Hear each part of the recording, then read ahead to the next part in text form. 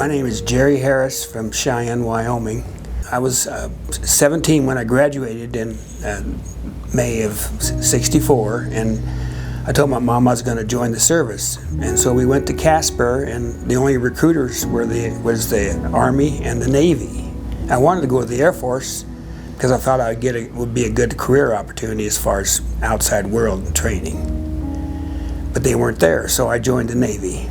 I had gone to Vietnam in 1966 on board ship, so we were in the harbor of Da Nang for about 6 months as a POW ship.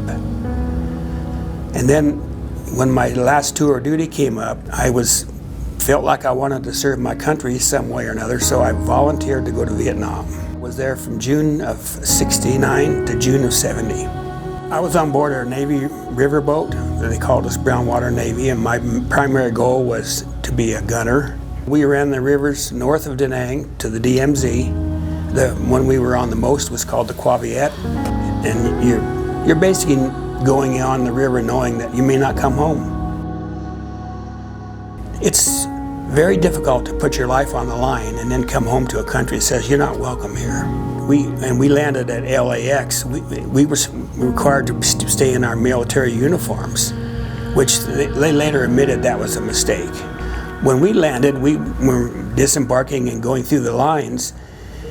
These protesters were there, and they were vicious. They cussed at us, they spit at us, they called us dirty names, they called us baby killers. One of them said, "You're not welcome here." So you are dealing with the combat fatigue and the problems that go with that, and all of a sudden you're being told you're not welcome here. I was ashamed for a long time to be a veteran. I got to the point where I decided I don't care if they don't know what I did. I don't want them to know.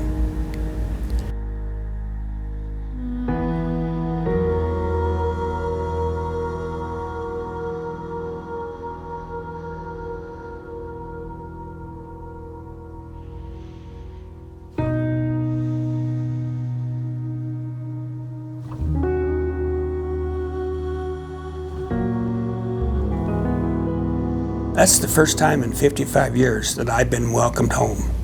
And it was genuine. It didn't come from the military, it didn't come from the government, it came from people who cared about me.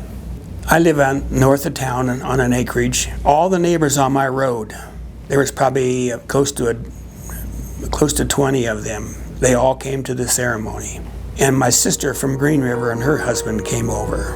It was almost total shock. It was the final piece of the welcome home, because the people that were there wanted to be there, and they were cheering and clapping, and something I had never experienced. The trip for me was a healing process in the sense that I was able to bond with fellow veterans I'd never met before. They were total strangers, but we had a bond that was just almost instant. And it was because of what we had been through together.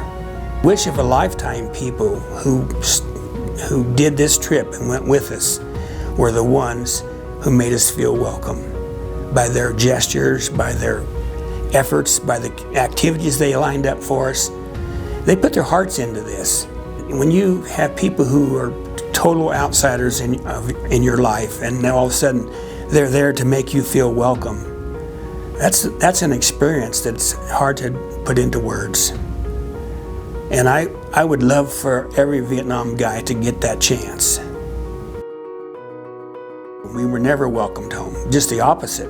It means more to me, and the guys I've talked to, it means more to them to hear "welcome home, brother." It's one thing to say thank you for your service. It's more important to Vietnam people, at least in my opinion, to say "welcome home, brother" or "sister."